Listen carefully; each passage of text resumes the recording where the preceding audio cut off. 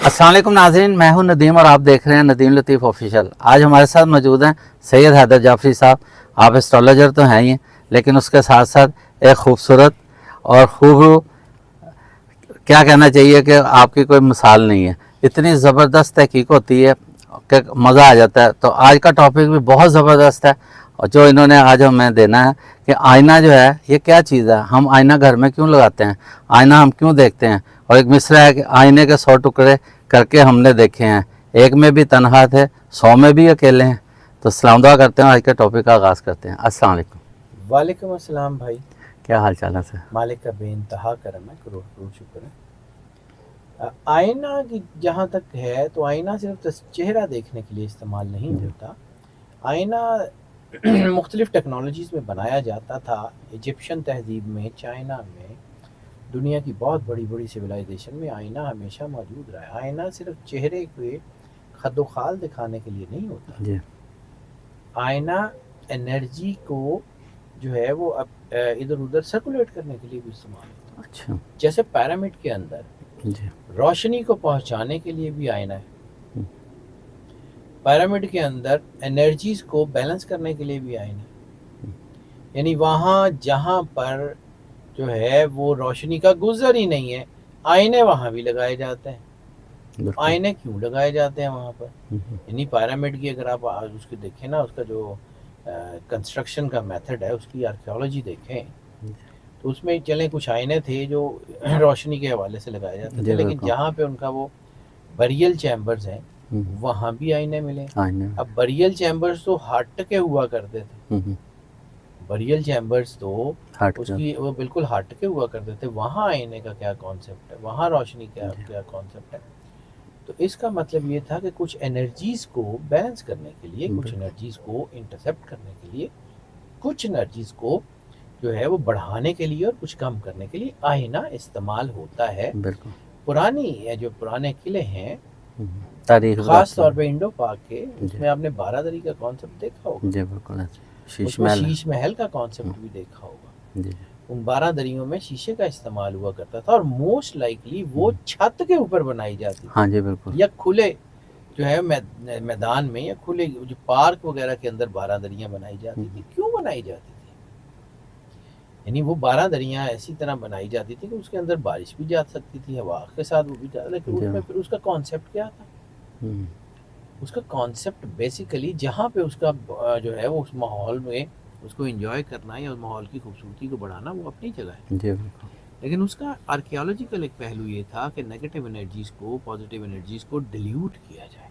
हम्म, इसीलिए जब हमने वास्तु शास्त्र की बात की तो मैंने आपको कहा था कि अगर जो है वो आपका घर साउथ वेस्ट वाली है या साउथ साउथ वेस्ट या साउथ वेस्ट वाली साइड पे, तो दरवाज़ा फेसिंग, यानी आप घर से एंटर हो तो सामने 1 बाय 1 स्क्वायर फुट का एक आईना लगा दें। लाजमी होना चाहिए। उसमें क्या होगा कि वो एनर्जी जो आपके घर में नेगेटिव एनर्जी एंटर हो हम्म, रही है वो बैलेंस हो जाएगी।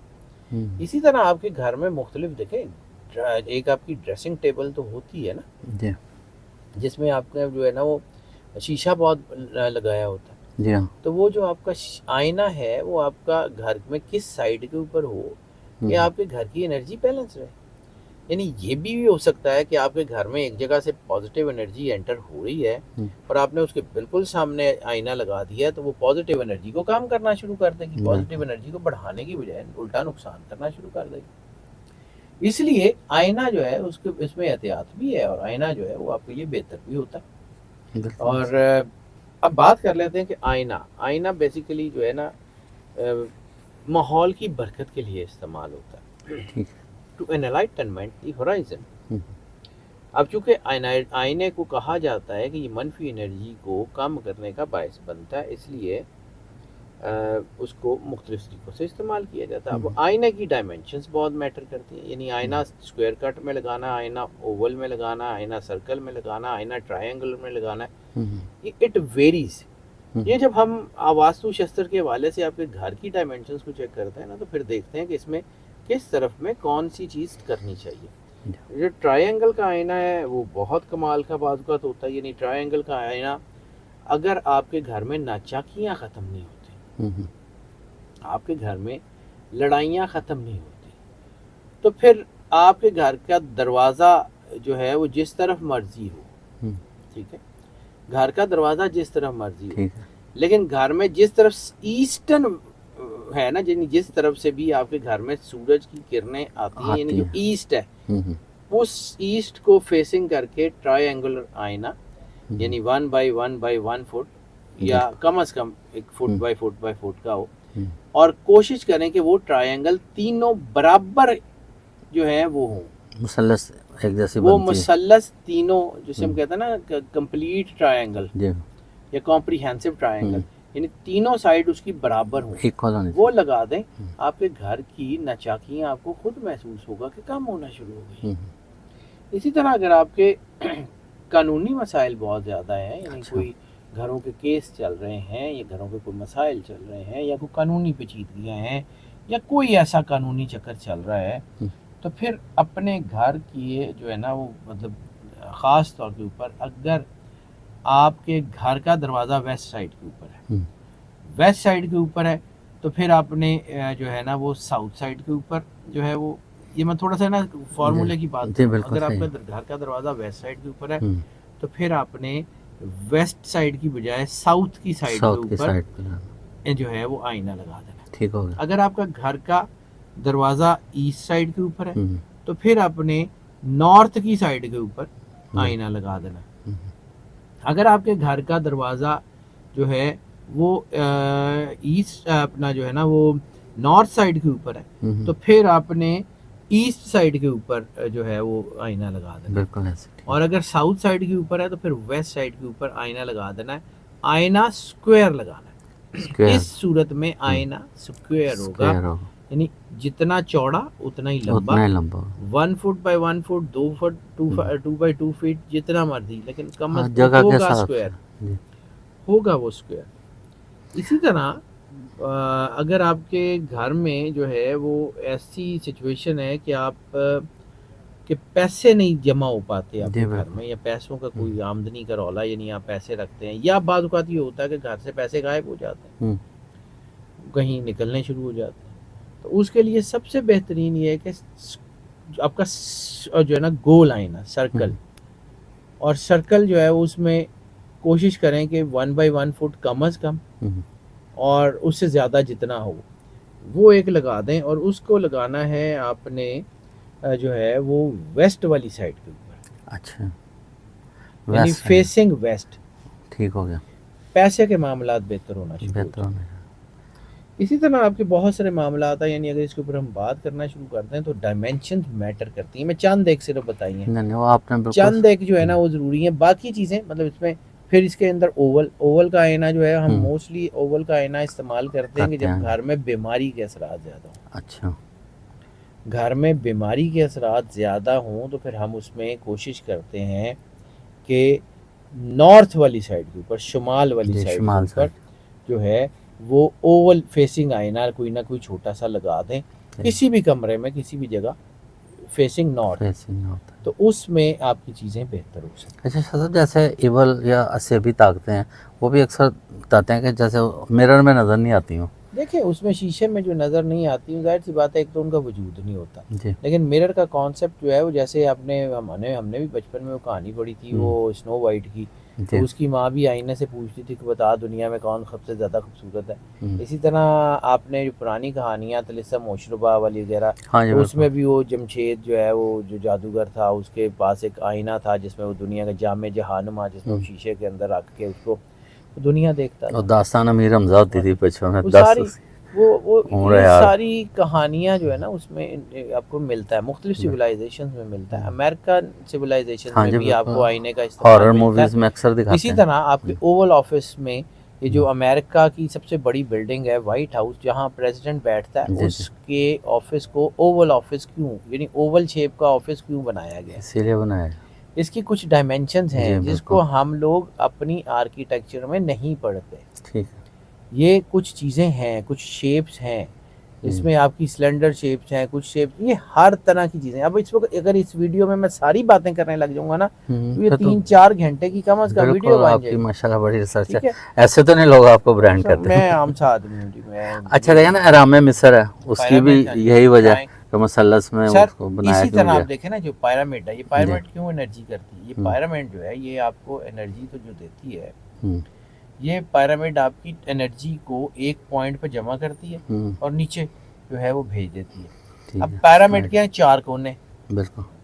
एक पिरामिड के साथ दूसरी मिलाएं तो 8 कोने हो जाएंगे, हम्म, फिर तीसरी मिलाएं तो ये 12 कोने हो जाएंगे। बिल्कुल। जब 3 पिरामिड्स आपस में मिलती हैं तो ऑटोमेटिकली गोल हो जाती हैं, गोल हो जाए, गुंबद बन जाता है। बिल्कुल ठीक। ये इसीलिए 12 कोने, 12 अल्लाह का है। हम्म, ये नंबर्स की सारी गेम वही है, वही बन जाती है, ठीक है। बिल्कुल ठीक ये है। 3 पिरामिड, अल्लाह का अदद 12, 1 जमा 2 3, ये थर्ड डायमेंशन की बात है। सही। तो ये जो थर्ड डायमेंशन, ये जो हमने हर जगह गुंबद का कॉन्सेप्ट है ना, पिरामिड से निकल के ये गुंबद का कॉन्सेप्ट है, ये अल्लाह के आदाद के साथ, ये पूरी कायनात में ये रिसर्च हुई है सर। क्या बात। ये हम लोग पढ़ते नहीं है, हम लोगों ने पढ़ना छोड़ दिया है, वरना ये चीजें हैं। बिल्कुल। ये गुंबद क्यों हर दरबार के ऊपर? खुद सरवर अंबिया सल्लल्लाहु अलैहि वसल्लम बादशाह कौनैन के रोज़ा अतहर के ऊपर गुंबद है। ये गुंबद का कॉन्सेप्ट क्यों है? ये आर्चिस का कॉन्सेप्ट क्यों है? ये पुरानी जितनी तहजीबें वहाँ आर्चिस क्यों है? इसलिए नहीं कि सिर्फ छतों को सहारा देने के लिए होती थी, इन आर्चिस का कोई और पर्पस भी था। बिल्कुल। ये कॉन्सेप्ट आर्किटेक्चर के दुनिया में बहुत ज्यादा है। ये चाइना में ये फैंशुई कहलाते हैं, इंडिया में ये वास्तुशास्त्र कहलाते हैं, बाकी मुख्तलिफ जगह पे भी इनको वेस्ट में भी यूज किया जाता है। तो ये मुख्तलिफ जो है ना इसकी ये थेरीज हैं, और ये थेरीज के पीछे पूरी दुनिया की रिसर्चेज है, तहकीक है पूरी, ठीक है। ये रिसर्चेज आपको एनर्जाइज करती हैं, ये रिसर्चेज आपकी ज़िंदगी में अहम रोल प्ले करती हैं। अगर आप इसके साथ जुड़ के चलते चले जाएंगे आपको फ़ायदा होता चला जाएगा। लेकिन मैं फिर बात वही करता हूँ कि सबसे बड़ी ताकत, सबसे बड़ी एनर्जी अपने आप को अल्लाह से जोड़ना है। अगर आप अल्लाह से जोड़ लें, ये सारी सेकेंडरी चीज़ें इनकी ज़रूरत ही नहीं है, कोई ज़रूरत नहीं है, कुछ भी ना करें। अगर आप अल्लाह से जोड़ लें, अल्लाह से नहीं जुड़ सक रहे तो फिर आपको अपने आप को अल्लाह के करीब करना ही करना है। फिर आपको अगर अल्लाह के करीब नहीं हो सक रहे तो फिर आपको ये सेकेंडरी सॉल्यूशंस की तरफ जाना पड़ेगा। तो इंसान दुनिया में जब है तो उसने पॉजिटिविटी भी करनी है, नेगेटिविटी भी करनी है। 100 नेगेटिव चीज़ें इंसान दिन में करता है, कोशिश करता है बचने की, लेकिन नहीं बच भी सकता। तो वो इसका मतलब ये है कि उसको अल्लाह छोड़ देता है, अल्लाह फिर भी मौके देता है। तो ये सेकेंडरी ऑप्शंस अल्लाह की तरफ से ही हैं। अच्छा साहब, अक्सर मतलब लोग शिकायत करते हैं कि देखें घर होता बड़ी सुकून की जगह, बाहर के हंगामे, शोर शराबे, ट्रैफिक के मसाइल, ऑफिस की, बिज़नेस की मुश्किलात, उससे बंदा बच बचा के घर आता है सुकून के लिए। लेकिन अक्सर लोग गिला करते हैं जैसे ही गेट के अंदर आए हैं वो एक बेचैनी और यही वजह है ना घर में लड़ाई झगड़े शुरू से, वो नेगेटिविटी। ये मैंने दिए का कॉन्सेप्ट बताया था, मैंने दरवाजे का कॉन्सेप्ट बताया था, मैं आईने का कॉन्सेप्ट आपको बता रहा हूँ। ये सारी चीजें किस लिए हैं? घर के सुकून के लिए। बिल्कुल। अल्लाह क्या कहता है कि जो है वो अल्लाह बिज़िक्रिल्लाह तत्मइन्नुल कुलूब, बेशक अल्लाह दिलों का इत्मीनान है ही अल्लाह के जिक्र में। फिर इसी तरह जो वो सूरह बनी इसराइल की पहली आयत है, बारक ना हौला, उसका एक जुमला आता है, सुब्हानल्लज़ी असरा बिअब्दिही वाली पहली आयत, उसका आखिरी हिस्सा है बारक ना हौला, कि हमने उनके माहौल को बरकत दे दी। बरकत है, ठीक है। माहौल की बरकत क्या है? ये माहौल की बरकत ये है कि आपके घर के अंदर पॉजिटिविटी ज्यादा हो, नेगेटिविटी कम हो जाए। कि बंदा घर आया तो सुकून के लिए सुकून मिलता है ना। बाद वक्त आप किसी जगह ऐसे ही जाते हैं तो आपको लगता है कि यार ये बड़ी सुकून की जगह है। किसी दरबार पे चले जाएं, किसी जगह पे, क्यों? वहाँ पॉजिटिविटी बहुत ज्यादा होती है। बिल्कुल, पॉजिटिविटी सुकून है, पॉजिटिव ताकत अल्लाह है। अल्लाह के साथ जुड़ते जाएं, सुकून मिलता चला जाएगा। नहीं जुड़ेंगे तो मसले होते जाएंगे। फिर अब उन मसलों को, असल तो एक ताकत तो अल्लाह से जुड़ना है, वो तो है ही है, लेकिन सेकेंडरी ताकतें भी हैं। यानी अगर कोई बंदा अल्लाह को नहीं मानता तो अल्लाह उसको छोड़ देगा? अल्लाह तो सब, अल्लाह की करीमी पे हरफ आता है, अल्लाह की रहमानियत रहीमियत पे हरफ आता है। अगर वो अपने नाम ना लेने वालों की मदद ना करे, जो उसके नाम लेते हैं उसकी तो उन्होंने करनी तो फिर उसने ये सेकेंडरी सॉल्यूशंस इसलिए उतारे हुए हैं कि वो लोग जो अल्लाह से दूर भी हैं वो भी तो इससे फायदा उठा लें। अल्लाह रब्बुल आलमीन है, अल्लाह रब्बुल मुस्लिमीन नहीं है। इसी तरह सरकार खत्मी मर्तबा सर्व अंबिया सल्लल्लाहु अलैहि वसल्लम रहमतुल लिल आलमीन। तो रहमतुल लिल आलमीन की ताकत और है, रब्बुल आलमीन की ताकत और है, बाकी दुनिया की ताकतें और, पूरी कायनात की और, बाकी सारी दुनिया की ताकतें कुछ और है। वो कायनात के मालिक हैं, उनके हाथ में है सारा कुछ, जो चाहें जब चाहें जैसे चाहे करें, उनकी मर्जी। साहब बहुत शुक्रिया, आपके पास आते हैं यकीन करें ईमान ताज़ा हो जाता है। और ये कि ऐसे लगता है कि इससे पहले कोई इल्म पढ़ा ही नहीं। नहीं सर, मैं तो माशाल्लाह बड़ा अच्छा आपकी आदमी इतनी हूँ। ज़रूरत है कि मैं इस बात का फर्म बिलीवर हूँ जो प्लेटो ने कहा था, as much as I know that I know nothing.